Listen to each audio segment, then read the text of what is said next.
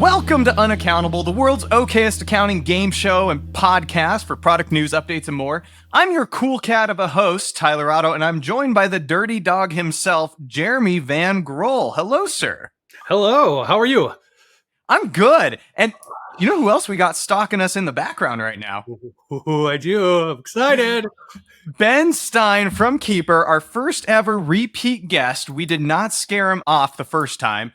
Thank you. You're gonna have to do worse if you don't want me to come on for a third time. You know, we'll try our hardest today. We're really gonna make you regret doing this. But Yeah. I mean, yeah, last week we had David Leary, and his very intro thing was like, I'm not sure after listening to a few episodes I actually want to be here. We're right on point. It's perfect. So, Ben, we're going to do the whole usual stick. We're going to run you through. But before we do, I actually wanted to make sure you were here for Into News this week. Because, Jeremy, you have an interesting article. Let's jump right into it. Yeah, so I saw this article in a reputable source here, like CFO Magazine, that was posted that said we may all be doing our accounting for software subscriptions incorrectly. So if you think about the normal way you would do this, even if you're prepaying that, you put that as a prepaid asset and amortize the expense over whatever the period is that you are using that software and paying for it initially.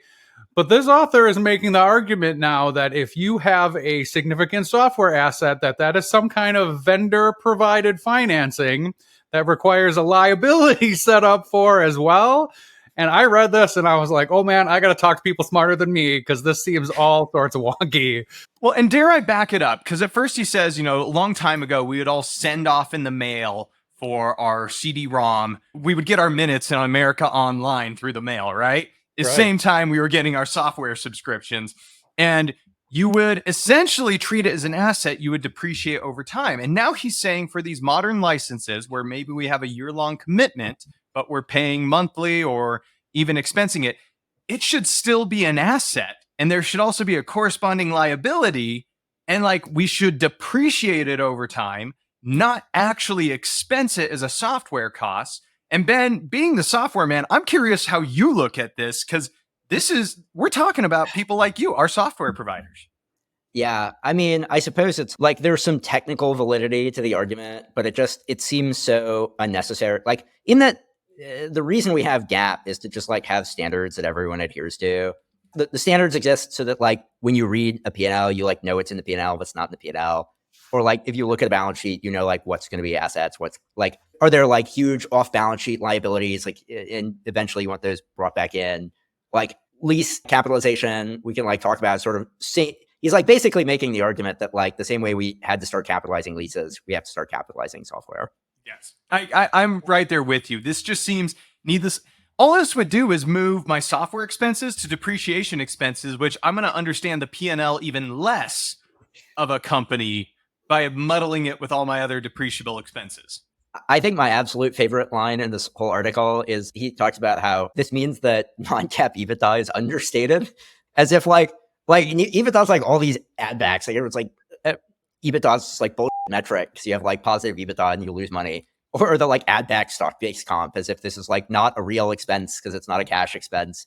But it's like, oh, actually these businesses are more profitable after you take out the real expenses they actually incur with cash and put them below the line in EBITDA. So Jeremy, are you just bringing us an example where we're all going on record to say, yeah, no, we're not going to follow GAAP right here? I mean, maybe like that again is our probably par for the course here. But I can't imagine even if I saw that on a balance sheet somewhere as a liability that you had capitalized software, I'd be like, wait, what? And just ask all sorts of questions and probably be confused by most of the answers. I think there's like if you talk about lease capitalization for a second, which I also hate, for the record. And like anytime that comes up, I'm like, oh, we're going to wait till the auditor's got to talk through this one because it's just so ridiculous. It's a pain from an accounting perspective, but I at least understand it, right? Like you're investing in like some restaurant and the restaurant has like 30-year lease commitments as opposed to like 3-year lease commitments. That is in some sense a thing that you should know about on the financials, like where that should be prominently stated. Like as GAAP convention we've decided it's going to be a long-lived asset and a long-lived liability. But like, show me the company where like they've like signed a 10-year contract with a software provider and they're paying for it like monthly or quarterly or somehow. And this is like deeply misrepresenting the actual state of the, like, show me the company that was like spectacularly bankrupted by like a 120-month software contract. I don't think it's ever happened in the history of business. I don't think the IRS looks at this and cares. I don't think the SEC looks at this and cares. Well, like if you saw like some spectacular blow up, then like be like, okay, maybe we have this conversation. Otherwise, this feels like needless complexity to literally no one's benefit other than the author, with as much due deference as possible to the actual author. Yeah. So Keeper's not planning to roll out on their the playbook here 10-year subscription option you could prepay. I will say it is not currently on a roadmap. Missing opportunities, man. Actually, no, it's not the prepaid. Like prepaids would naturally go in your prepaids as a fixed asset or as an asset. We're not signing 10-year contracts, so it's like you're still going to pay monthly, but you're obligated to 10 years. That I don't think we are planning on doing in the near future. Everyone in this room is now dumber for having listened to it. I award you no points, and may God have mercy on your soul. Jeremy, I feel like I just did us a disservice because I was so excited to talk to Ben about this. We never actually introduced our new listener to who Ben is. Ben Stein, CEO of Keeper. If you aren't aware, I am the self-appointed president of the Keeper fan club. They keep asking me to stop pretending I have an association with them, but I do not. Ben and his partner in crime, Kenny, have created what I would argue is one of the most influential softwares in our space, helping bookkeepers and tax accountants alike manage the month-end close. And I know we're going to get into it and dive into a lot. So Ben, I feel like I didn't do justice with your earlier intro, but anything you would like to add to that, other than the fact that you went to USC? I don't have so much allegiance to USC. I think I have equal allegiance to the many checks my parents wrote. So I think we got out equal. But no, I will add one revision to your background, which is Tyler, not just the unofficial, but actually the official flag bearer of the Keeper fan club. As I've told Keeper and their staff, the cult of Keeper is strong, and I would know I mix the Kool-Aid. That being said, Ben, I'm excited to welcome you back to the show because we get to run you through Fast Figures a second time. If I was a good host, I would have gone back and looked up what your score was last time to tell you what you need to beat, but I am not. So we're going to run you through a second time and see if you improve. Do you feel a little bit more prepared this time? It depends on what you ask. I actually feel slightly more prepared. Jeremy and I have been doing this for a while. We still aren't prepared. Without further ado.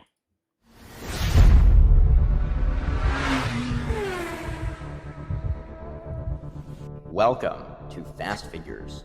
10 questions, 1 minute-ish. All answers are numbers. The game starts now. I like that intro.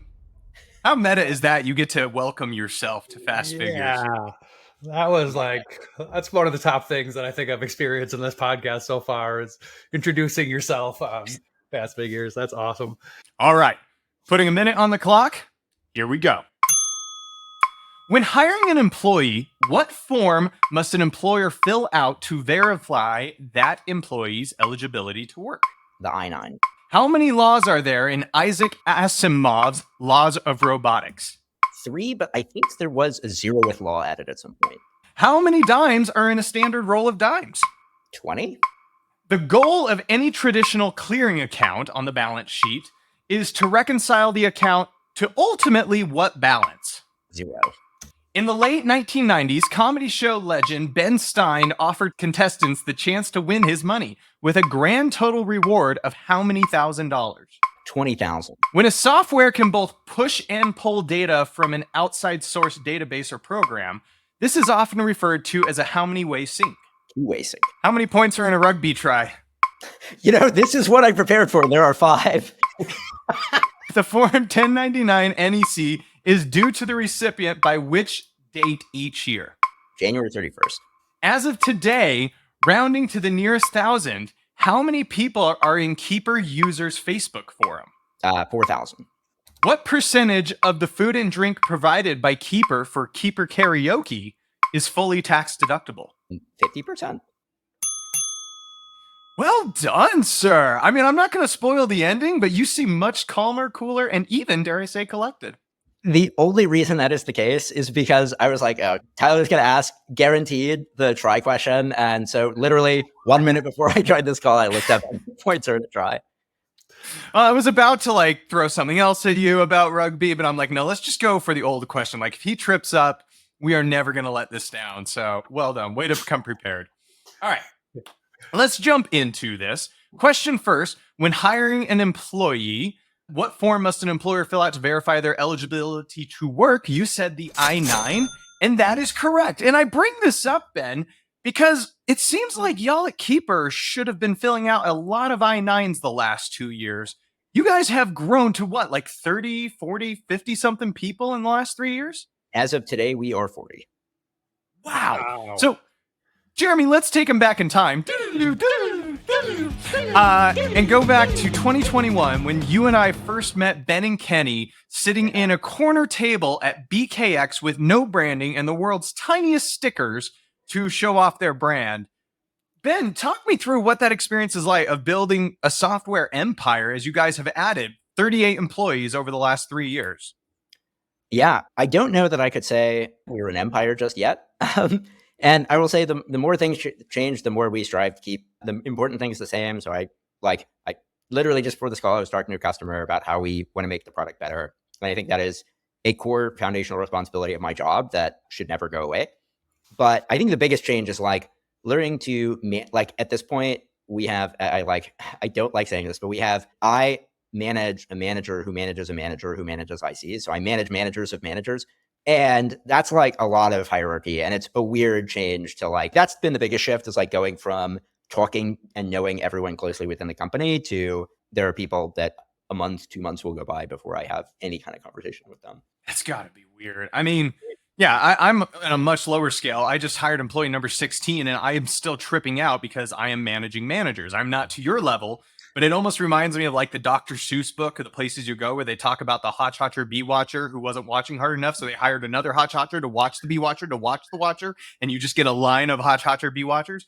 That's what you've become. Yeah. And I'm at about 25 and it's like, we're getting there. It's probably 6 months to 12 months off before we'll actually have that additional layer in there.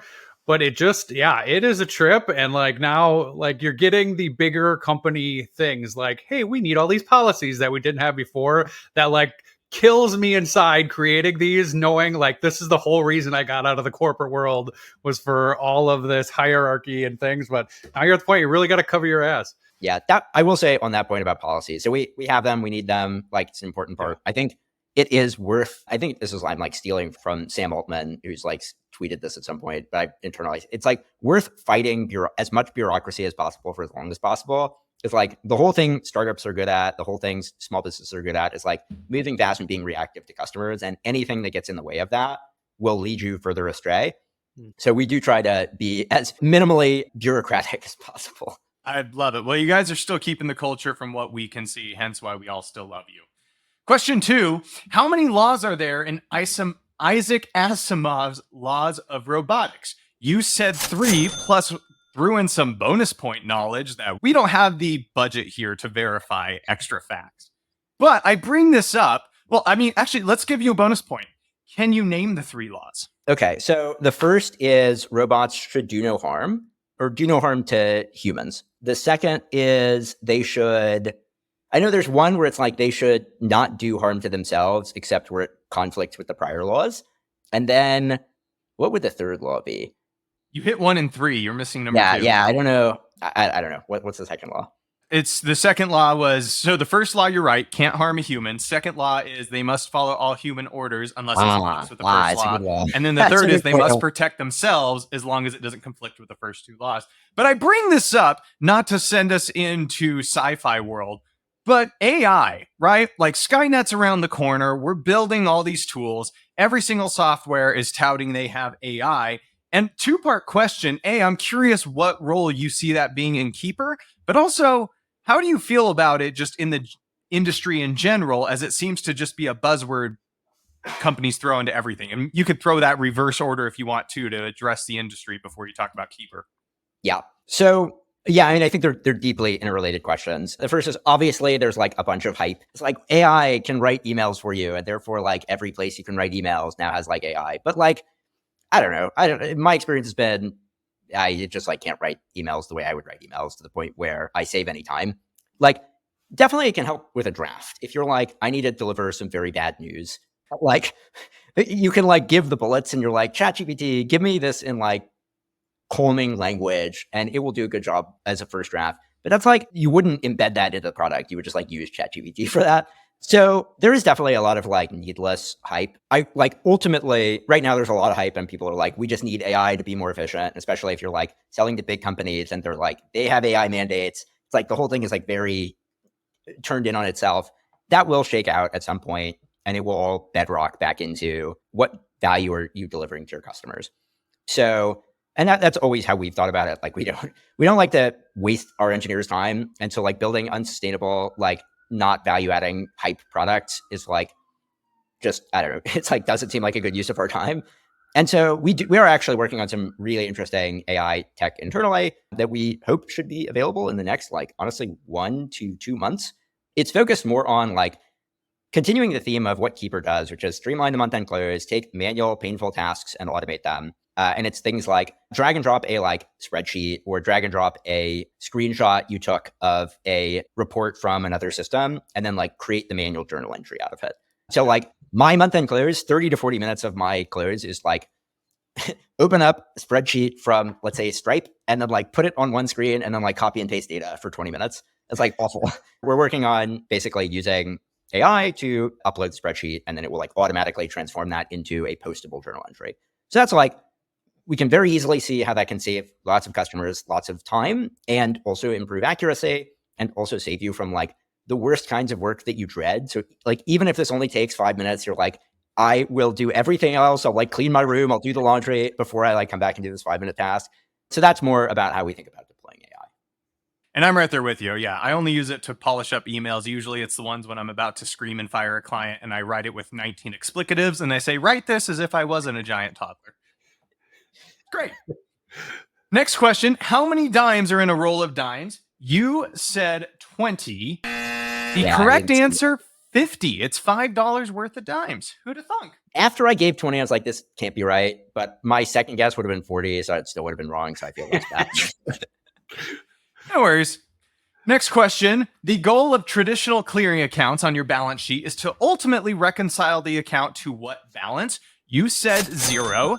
And I bring this up because Keeper, I mean, one of the biggest things you guys did for us on day one is just help us get every single balance sheet account cleaned up. You know, at my firm, we say nobody sleeps in dirty sheets. And it works because we're in the hotel industry. You know, we like our puns. But getting those things cleaned up, that's huge. Like, walk me through what you feel you guys have done well in this regard and what's still out there, you know, like undeposited funds or things that even QuickBooks hasn't mastered. Certainly, I think one of my favorite things we do is we have this essentially account reconciliation checklist. And the point of that is like just that you have a list of accounts that you reconcile and you can reconcile them. That's like simple, but necessary. But my favorite thing about that is it's connected to our profit and loss and balance sheet review. So that if you upload supporting documentation to a balance sheet account, like let's say you upload the Chase checking statement and the reconciliation report to the Chase account reconciliation task, then when you go down and you do your balance sheet review, all of that supporting documentation is available right there. So that if you like, you can basically, if you're the reviewer, you don't need to go back and review every account reconciliation task. You just look at the accounts where like something makes the hair stand up on the back of your neck. Well, and also your footnotes are available there because you guys have a footnote feature. So I can see, hey, here's the recon. I notice it doesn't tie out, but there's the footnotes my team added as to why. And maybe it's payroll is going to clear in 3 days. Exactly. Yeah. So that's how we think about how can we pull all of that, pull the sort of disparate tasks into the logical context where you need it. Yeah, and which is amazing too. If you just have one person that does your quality assurance, or that's like one of their main jobs, is like you're staying in one system, right? It's right there. I'm not popping in and clicking around in QuickBooks 8 times to get the information I need. I can find it all in one spot. That's great. Next question. In the late 1990s, comedy game show legend Ben Stein challenged contestants and gave them the chance to win his money with a grand total reward of how many thousands of dollars? You said 20. The correct answer was 5. And it was really that low, huh? Yeah, in 1997, I mean, maybe that was worthwhile, but the show wasn't about winning big money. It was hanging out with Jimmy Kimmel and Ben Stein. True. Dare I argue or ask you, Ben, and also I know you're several years younger than me, but like, did you like the fact that there was a Ben Stein that shared your name on TV that was known for being boring, or were you even too young to care? So, I have actually met the real Ben Stein. Yeah, my dad put together this charity dinner, and for some reason, I'm sure he was like, he just couldn't miss this opportunity. So Ben Stein was like the headline speaker at this charity dinner. And so what we did is they like announced, and now here to talk to us all tonight, Ben Stein. And then I like walked up to the podium and I said, hey guys, I'm Ben Stein. I'm super excited to talk to you about, I don't know what you talked about, like the state of US-Israel relations in 2002 or whenever the charity happened. How old were you? I guess 2002 would make me 8, but this is like remember so little of the story. All right. But so then we had 2 big burly cops like come and pick me up by the arms and carry me up when the real Ben Stein came up. Oh, I love all of that. So I've always enjoyed it. I've never felt like it certainly made me hard to find on Google, but I've always enjoyed it. At the end of the show, he was like signing autographs and pictures of his face, which like, must be a surreal experience if you think about it, like signing pictures of your face. But anyways, so I sent him I asked my dad to send him a letter containing a like signed picture of my, like, those little like 2x2 pictures you get from picture day. So Yeah. I sent him back one. I don't know if he ever got it. That's amazing. One day, like, he's going to be doing an interview and pull out from his wallet your signed picture. It's going to be... Yeah, I'd take the other side of that. But that's awesome that your dad would do that. Like, that's the dad I aspire to be. It's just like put my kids in all sorts of cool and awkward situations and give them experiences. Fantastic. Next question. When a software can both push and pull data from an outside source or database program, that is often referred to as a how many way sync. You said 2, and well done. And I bring this up because we all know your program, a lot of good programs out there work a 2-way sync with their accounting ledgers. How hard does that get, though, as you start to scale? Because you had 0. You guys haven't been shy that you have other GLs you want to put on your platform. What is it like building a product that has to be able to play nice while 2-way syncing with all these different platforms?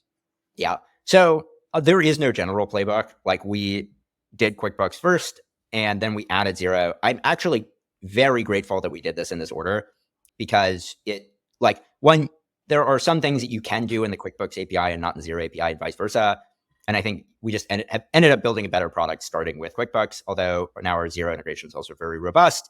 But because there are nuanced, subtle changes in the way the APIs work, everyone is really its own project. So right now we're working on Sage Intacct, and it's like the API they have there is so weird and different. Like they don't even have a stock profit and loss report that you pull. It's like you have to reconstitute it. It's a very odd API. And they make you charge for it, or there's a monetized play. Also, yeah, it's a very different system. But I imagine when we do things like NetSuite, that will also be. It's like you have to kind of take each of these projects. Where we kind of start is we say like, okay, what can you do in Keeper today, and then we go try and say like, okay, how might we do that in the next ledger? It's impressive because I can only imagine trying to play with everyone's rules and make it work. It's got to be difficult. Next question, Ben. How many points are in a rugby try? You said 5, and well done. I am so happy for you. For those of you that aren't aware, Ben's business partner and life soulmate, though I heard you guys broke up, not living together anymore. How sad is that? Kenny, who is the chief technology officer of Keeper, is also a rugby fanatic, dare I say savant. And Ben got this wrong last time we had him on the show. So there's your inside joke. Ben, you have redeemed yourself. Way to show up prepared. Thank you. Next question. Form 1099 NEC is due to the recipient by which date each year? You said January 31st.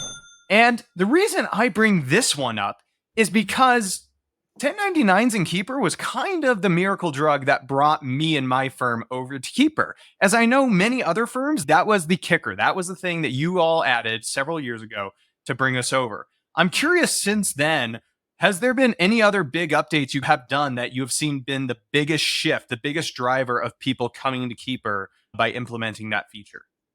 Yeah, it's an interesting question. I do think there's like, some piece of it is like we add these sort of additional core tent poles, and it's like before you use Keeper, like before you considered the product, like you would never even consider it, and then the other Like we release a feature and it's like, I will use just this feature and nothing else and it's worth it. I think the next biggest feature that honestly was a little bit of a surprise to us that I don't quite think stands alone as much as 1099s does in terms of you wouldn't use Keeper just for this, but it's been a surprisingly important tool that many of our customers have now adopted is our time tracking. So it's not something that I think someone would just use Keeper for time tracking, but it makes the experience so much more cohesive. And it's like, if you're already using Keeper, you might as well track your time in Keeper. And there's things we do like automatically prompting team members to start their times. You make sure that you're getting more compliance to the time tracking that you want. So I think that's probably one of the bigger features that we've released. It's been in Keeper for a while, but we've made a ton of incremental investment to make it more usable in the last probably year. Dare I argue, there are better time trackers out there. There's better of everything that focus only on their stuff. And so Clockify, all they do is time tracking. Of course, they're going to be better at it because they're not trying to build everything you are. I still stick with Keeper because it forces my team to track their time to the minute on the correct client they're working on. And I built a little spreadsheet outside of it that I export hours, match it to my Gusto data, upload, do accruals. And now my margins per client are so dang clean. Like we have fired 2 clients this year for bad margins. We sent another one a 50% price increase letter. And so I wouldn't have known which clients really are eating into my bottom line if I didn't have Keeper as my time tracking. Yes, like, again, if you want to go pay for a standalone time tracking, Ben, don't take this the wrong way. There are companies that's all they do. But because it's integrated, you're right.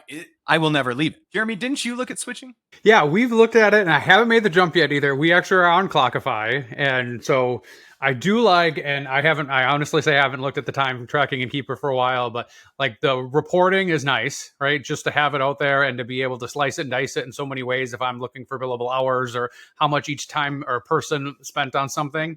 So I'm not sure what the reporting capability is there that I really like in Clockify, but like we're doing the same thing too. It's just probably an extra step. But what I think, to your point, it can just bring in that information down to the task level so much better if you have it in the native system when you're in Keeper anyway. So I feel like it's a jump we're going to make sooner or later. Just hasn't hit the top of the bucket yet. Well, you won't regret it. 2 more questions, Ben. As of today, rounding to the nearest 1,000, how many users or people are there in the Keeper users Facebook group? You said 4,000. And well done, sir. 3.8 thousand people in that group. And I bring that up because I still feel like some of the softwares that are growing just more than I feel they should even sometimes have amazing communities. You guys, I would argue, have one of the best of them with your Keeper Facebook group. You know, what has gone into cultivating your community, that culture, and keeping the cult strong? Yeah, I think the first thing I will do is give credit to Kenny for this idea. This was just like, Kenny was like, yeah, we should have a Facebook group. And I was like, okay, let's have a Facebook group. And so we have a Facebook group. And I think having it is not like having it from such an early point meant that it's something where we've always had it as a place we can engage with, like a place where we can talk to customers, a place where customers can talk to us. And so it hasn't been something that's been kind of grafted onto the business 3 years, 4 years in. So it's like, it is a part of the way we run our business. So every single week we ask our weekly questions. I literally have Facebook emails me every time someone tags me. So it's like, I can be very present in the group. But the biggest thing it all reduces to is just not taking it for granted. Like not assuming this is something where people instantly get value, but helping them find value, helping be present in the group so that they feel like it's officially like Keeper is there and Keeper is a part of this community. So that I think is really what it comes down to. 2 things with that is one is also I feel like this helps your support level because it's very active and you have people like Tyler who are uber nerds that know these answers and will just chime in and answer questions correctly for you and be like, hey, we didn't have to do that one. It's like its own self-generating machine. It's definitely true. And the one thing I wish were the case is that Facebook's search were better because there are many questions that have been answered over and over again. And I don't know if this is like we've looked for tooling, but I'd love if there was a way to just do a better job of searching within. I'd love to surface those results in like our support chat. Like, have you checked out like these 4 posts in the Facebook? So I think that'd be cool. It's stuff we consider, but like Facebook, as you might expect, is very protective of their data, and it's not so easy to do these things. You're not hacking Facebook anytime soon, huh? And yeah, I just want to say we've been at this gig with Uncountable for about a year, and if you round our amount up to the nearest 1,000, we're at a bunch of zero. I mean, like 250, 300 strong, but we're coming for you. That's all I'm going to say. Hey, it's all we can do is we got to keep running forward. Last question, Ben. What percentage of food and drink provided by the Keeper Karaoke night is fully taxed? Sorry, tell me what the answer is. Well, you said 50%. So it's technically 100%. And you're going to make the argument here because meals with clients, vendors, and customers is only 50. Conferences are 50. Yeah. Travel is 50. But promotional events can be 100. I know. It's just, yes, I was like, yes, I'm aware. I think we lost the receipt. And that if only there was a tool that you knew that would capture for you. So wait, he doesn't have the documentation. He is now right. That is 50% deductible. Well done. I'm sorry. I'm still just taking over. Like we lost the receipt in our receipt capture platform. I am not infallible, and certainly after several drinks deep and the confidence flowing through my veins of singing Friends in Low Places to hundreds of strangers and non-strangers alike will make a man do crazy things with receipt paper, like lose it. See, folks, even Ben doesn't always take that picture right when he walks outside of the venue. Although this time next year, TBD on where Keeper Karaoke will be, but this time next year, I am confident for reasons of things that will be released that will no longer be a problem. Well, Ben, that's why I'm excited you're here, though, is because every episode, what do we do when it's halftime? Yeah, we head over to the benches and take a bite out of an app, and I am freaking stoked to have you here because you have an announcement for us out here. You better, or we're kicking you out the door now. That's a good thing I have one then. So I think it is still in the getting approved stage by the App Store. So it's for anyone who's tried to submit an app, it's not just overnight, you upload it and it's there.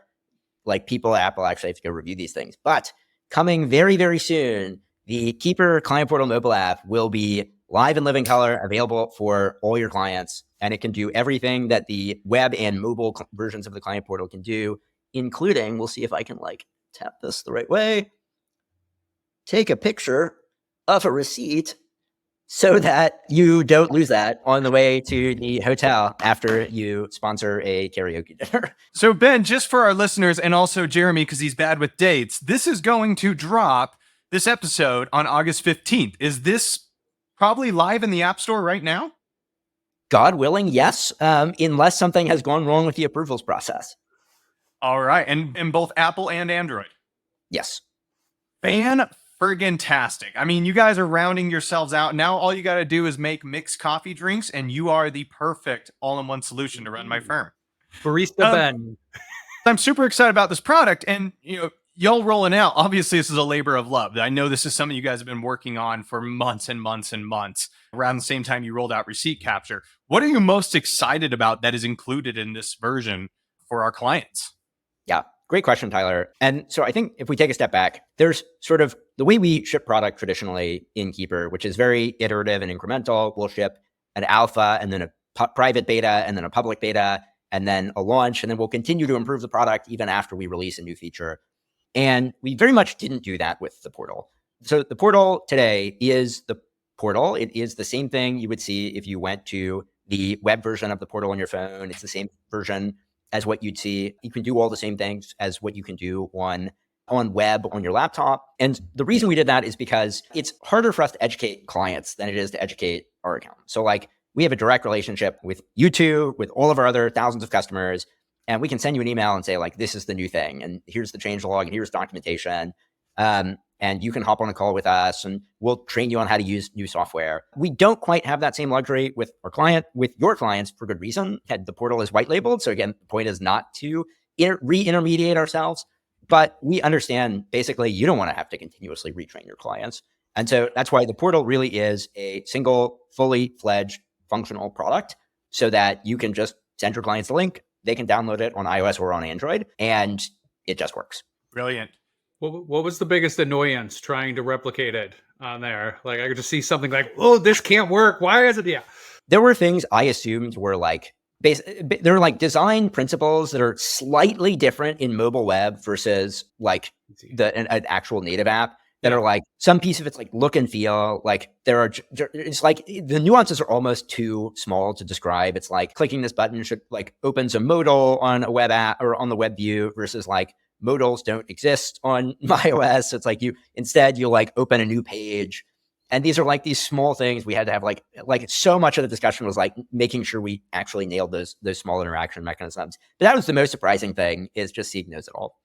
So when we go to the App Store, just look for Keeper app. How do we find in this? So since the client portal, your client portal is white labeled, we thought it would be weird if all of a sudden you were telling your clients to download the Keeper client portal. And it's like, what's Keeper? And it's like, why do you have anyway? So we thought that would be weird. So the mobile app is just called Accounting Client Portal. And that's what you can tell them to search for. That's brilliant. Oh, I'm excited, Ben. I can't tell you how excited I am. I'm going to be waking up every morning and checking the App Store for this. Well, hopefully you won't have to wait too long. I can't wait till I get the Marco Polos from Tyler. Be like, dude, did you check this out? Watch me do that. Ooh, it's going to be awesome. I'm going to Mexico for 5 days to celebrate my anniversary with my wife, and she's going to be annoyed at how much I keep checking back to look if an accounting portal is there. Happy anniversary, my love. Well, enjoy Mexico. Thank you. Well, Ben, we'd always love having you on the show. 8 out of 10 plus a bonus point on Isaac Asimov. Like, I'm saying you're setting the bar pretty high. Next time we'll have to get you back for a perfect score. Before we boot you out the door, any parting words of wisdom, other things we should know about, invitations to our users? What should they know? We prefer to let our actions do the talking here. So I think probably anything I could say would lower my score here. So I'll shut up. I'll say keep an eye out for the changelog. We have a bunch of new exciting features coming live, from some of the AI journal entry stuff I talked about to, of course, the mobile app, to a whole bunch of other stuff. Our engineers are firing on all cylinders. So excited to share more. Awesome. Well, all our listeners, both of you, be sure to check this out. And then we'll put in the show notes the link to the app as soon as we have it. We'll put in the link to their changelog. And also we'll put a link to sign up to Keeper through us, because Jeremy and I need that $2 a month. We have to survive somehow. So make sure you sign up through Unaccountable. Ben, pleasure having you. You are released from this torture. Thank you so much, sir. Yeah. Thank you, Tyler. Thank you, Jeremy. It was an absolute pleasure. Come back anytime. All right. Bye, y'all. All right. Well, that was amazing. I mean, I say this with a long record of heterosexuality. I love that man. He's fantastic. If you want to hear the other time that we had him in episode 11, that was the other first time that we had Ben on. So go check that out as well. All right. So let's get to our next game, one that I'm calling CEO ESP. Are you ready, sir? Okay. All right. Yeah. Did you just miss a letter on ESPN or like? No, ESP. Extrasensory Perceptionalism. Dang it. I don't know what. Like what Professor Xavier does in X-Men, that sort of thing? Yeah, ESP. What does that stand for? We should keep this all live, too, just to show how bad I am. I put this acronym in there. Extrasensory Perception. Yes. Okay. So pretend you're Dr. X. Put your helmet on.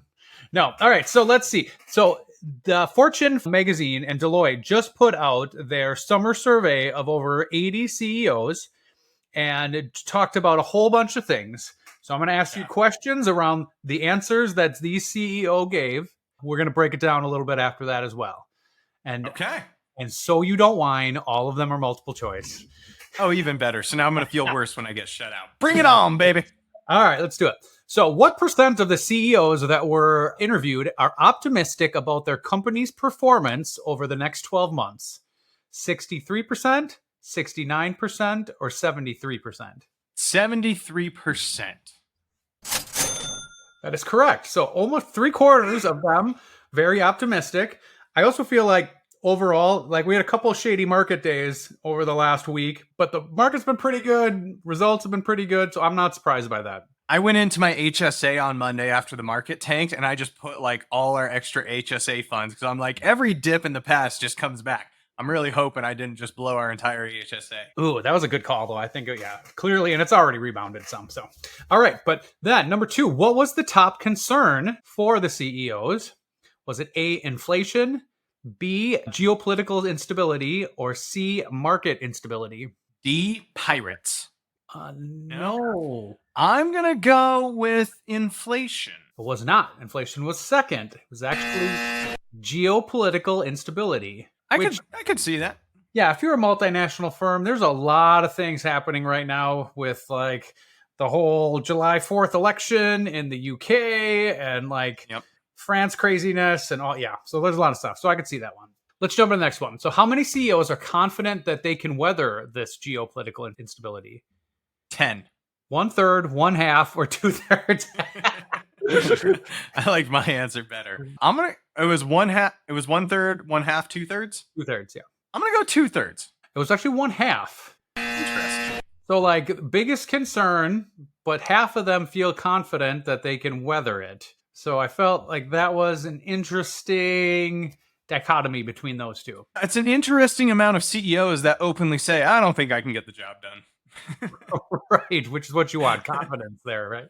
Yeah. All right, two other ones, and then we're going to make this a little more relational. Inflation was not the top concern, but what percent of them are confident that they can manage their business's inflation?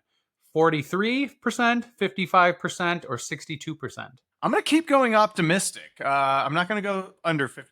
I'll go 55%. Was 43%.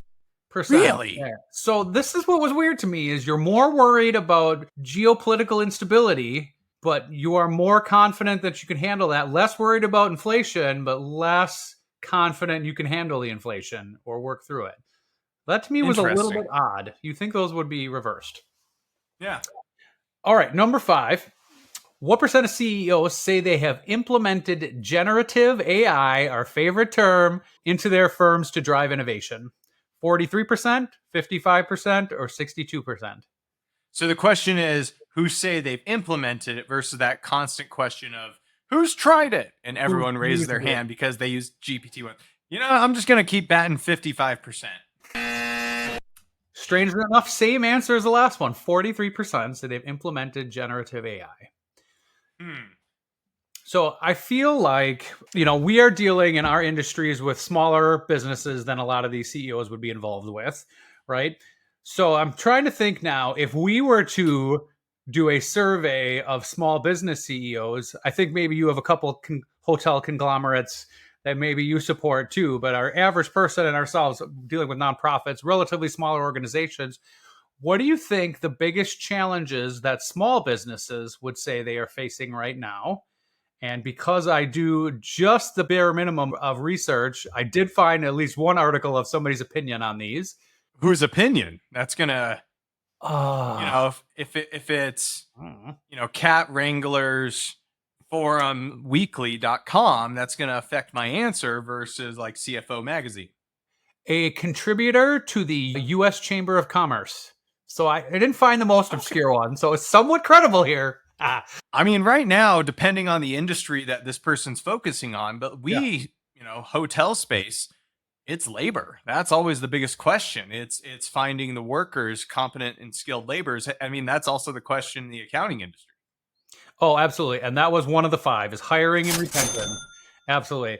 The exact words I put on my note is like, this is the one that scares me, right? Is just finding the people, retaining them, keeping everybody trained. You want to grow, you got to add people, all of that. There's one thing that keeps me up at night. And as anything, as a leader of a business, it always seems to come down to people, right? So that's the one thing I get a little scared about. Do you care to venture one more guess? And I'll just go through the rest of them. Well, I mean, we already talked about inflation, so I don't think, is that on the table or is this other stuff? On the table and an answer. So we'll give you a Okay. point on that one. Hey, inflation. Yeah, I mean, like it has been high all the way around and it's like waning overall, but still something that we all know more money's coming out of our pockets for everyday things.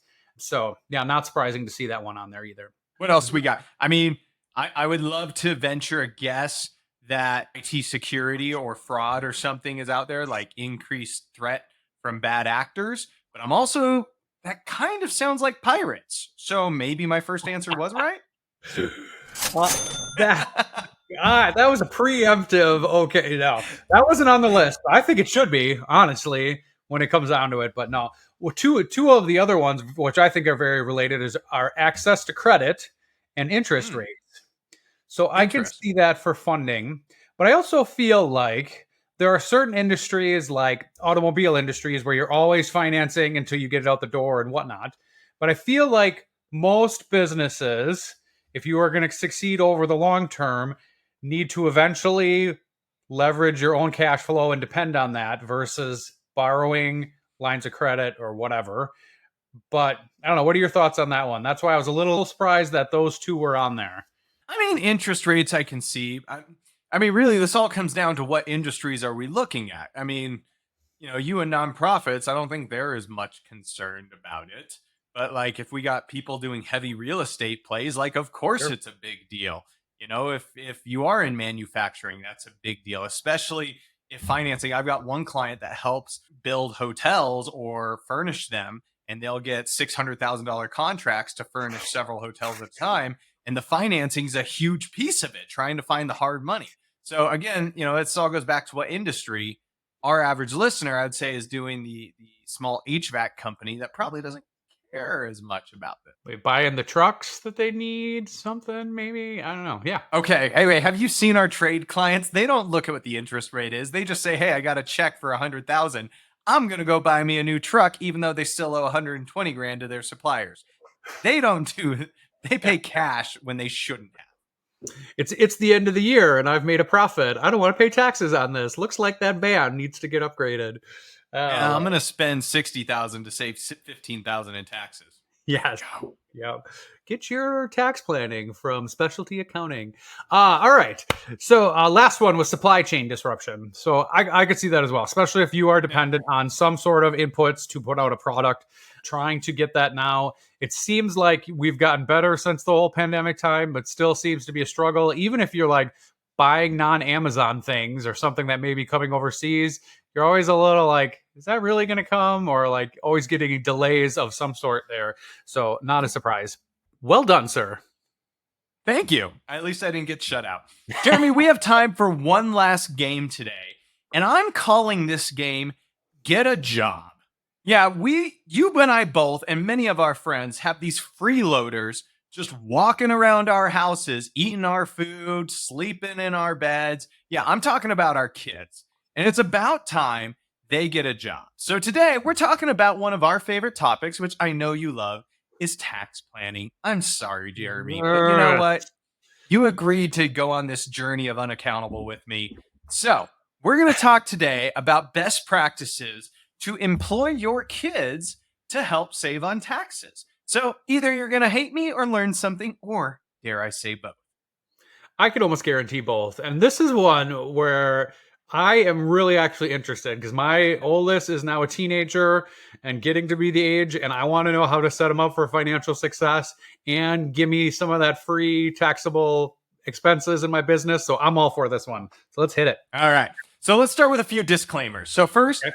Everything I'm talking about here, this is like, we're not going to go through the exhaustive, here's all the scenarios and everything you need to learn. So don't just listen to me here and think I am now an expert on all scenarios, because we're not covering everything. And unless otherwise stated, I'm talking exclusively about kids under 18 years old. We're not talking about adult children. Okay. So want to get those disclaimers out of the way. But essentially, all these questions have to do, for those listeners that aren't aware, when you pay your kids out of your business for doing legitimate work, you do not have to withhold federal income taxes. You don't have to withhold FICA if it is your child. Now, that's the background that if you are new to accounting and bookkeeping, you need to know that premise. You do not have to withhold FICA if it's your own kid working in your business. This is how the farm in the middle of nowhere, Kansas operates. This is how the deli in downtown New York works out. The Italian twins in Kicking and Screaming with Will Ferrell, meat comes first. Yeah, this is their family business as well. So, Jeremy, first question. True or false, I'm not allowed to pay my child more than the standard deduction? I'm going to pretend like I'm smart here and say false. You can pay them more than that, but then there is like a tax liability created. So correct. So the whole premise here is, in my business, if I put my kids to work and I legitimately put them to work, okay, doing an actual job, then I can pay them up to the standard deduction and I don't have to withhold FICA. I don't have to do anything because that kid is under the standard deduction. But if I pay them more than the standard deduction, we will be having to do a tax return for them or claim the income. But you should still do it if the child earns more, because their tax bracket is much lower than yours, Jeremy. Like whether Yeah. you're making 24%, 32%, 34%, their tax bracket is going to be super small. Get that money out and get it to them. Or even better, they can set up a Roth IRA, have them pay the taxes now at their small, very small tax rate, and get it in a retirement fund for them right now so that thing can grow over the next 60 years. So, point number one, you can pay them more than the standard deduction. And remind our listeners, because I, of course, know this. What is the standard deduction again, Tyler? Is it 14.2 this year? I Pretty thought, sure yeah. I think it's 14.2 for a single kid this year. I'm fairly confident, but you know what, everyone? It changes every year. And after you do this enough times, you just like, I don't trust my brain. 14.6. So yeah, question number one. Question two. What is the minimum age that I'm allowed to start paying my child at? Multiple choice. Is it 0, 3, 7, or 12? No, this is going to be wrong, but I feel like I've heard 12 a lot, so I'm going to go with that. Technically, the correct answer, Zero. 0. From the moment that kid is born, you can start paying them. Now, there's going to be someone listening to this that's saying, Tyler, you are shady as all get out. You can't pay that kid.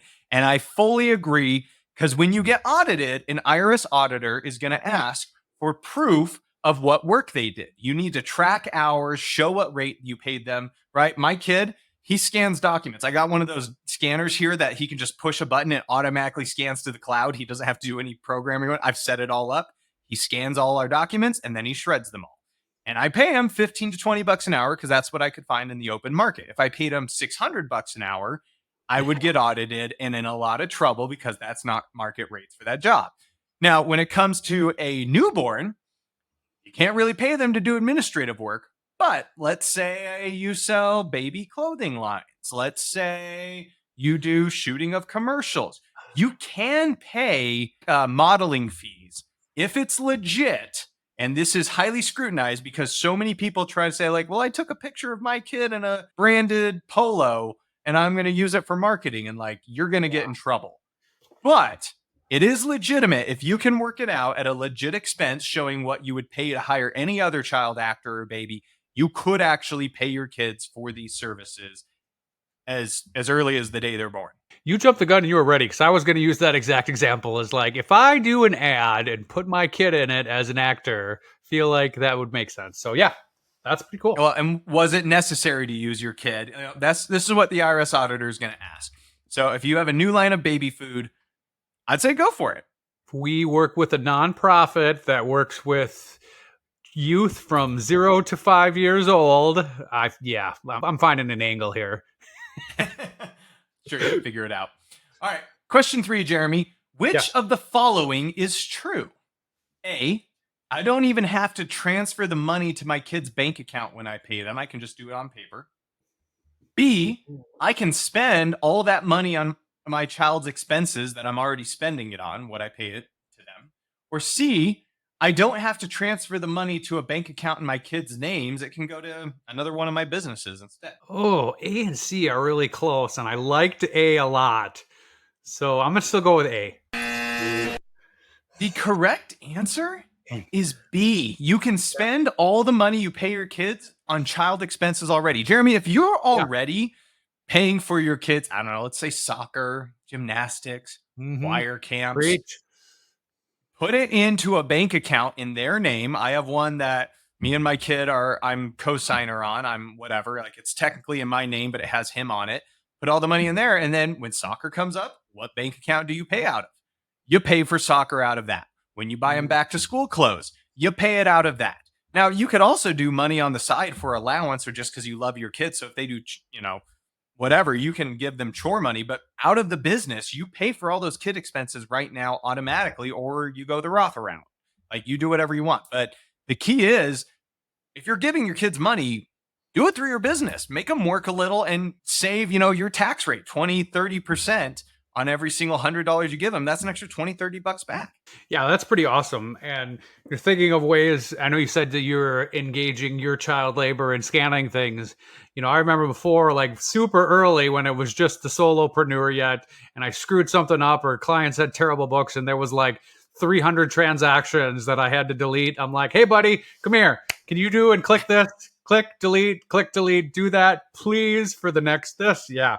So yeah, there are options here. That's cool. I mean, in a scenario like that, my kid, if I put my 5-year-old after that, my eldest could have figured that out. I would have set up a camera though on time lapse to record it just in case an IRS auditor said like, really? I'll be like, yep, here's the video. You did it. Yeah. I mean, it's all there. I will say a lot of good experts out there, back to the previous question, they do advise 6 or 7 years old is really when you should start flirting with that administrative work line. Anything younger, you're asking for an audit, but modeling fees, you could get away with it.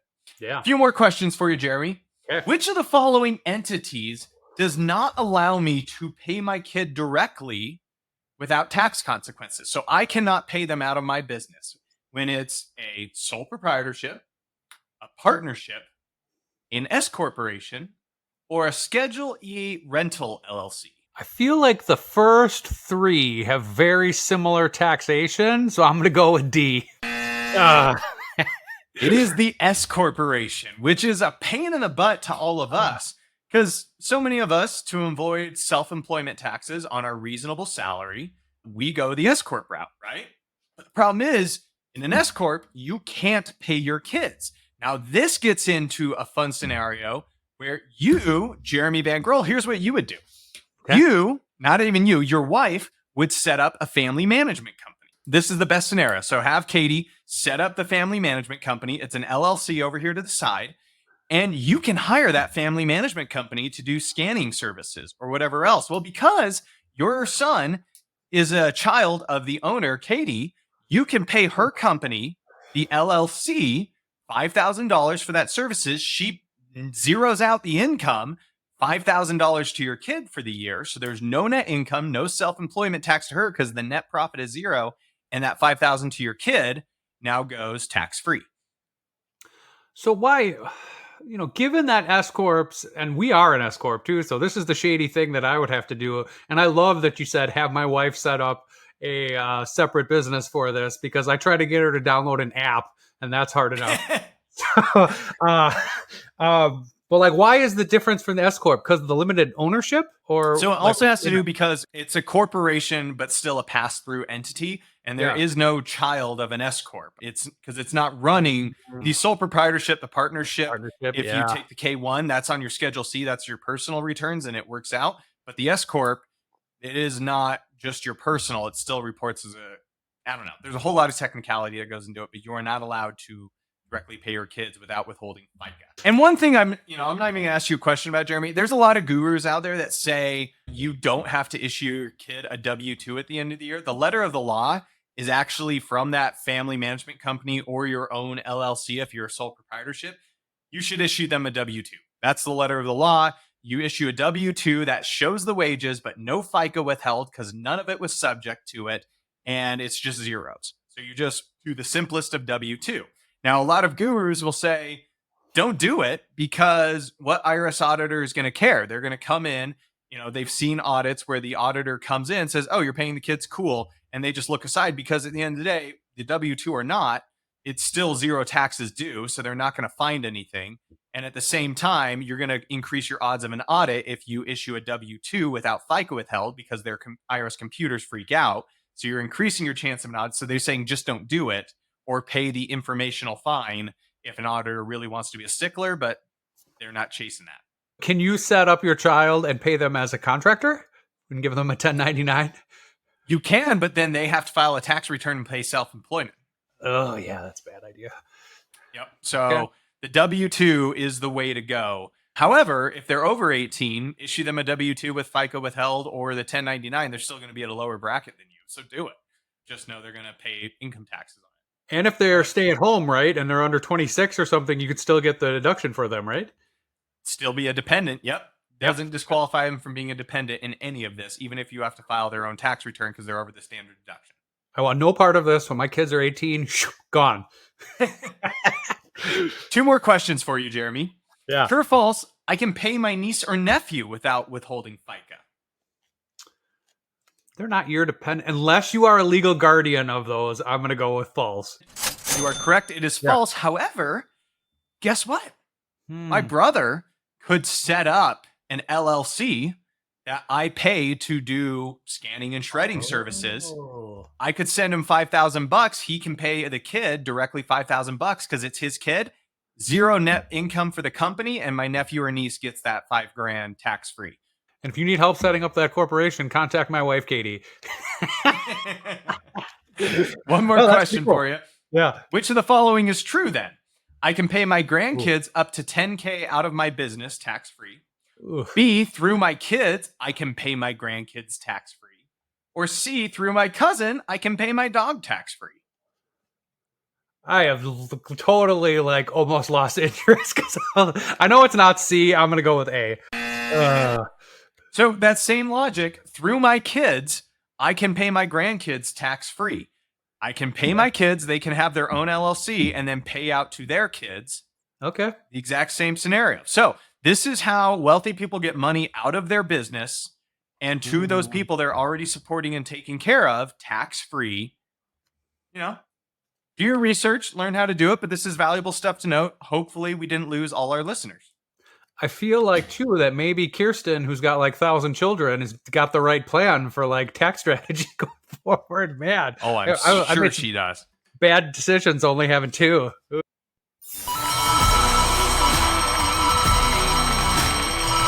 All right, that's down. We're to our winner of the week, and I would love to call out winners this week.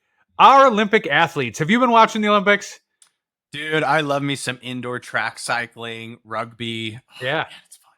All right, so yeah, we're super cool. And anytime where I'm not doing heady accounting or strategic work over the last 2 weeks, I've definitely had a small window in my computer open with Peacock or whatever going.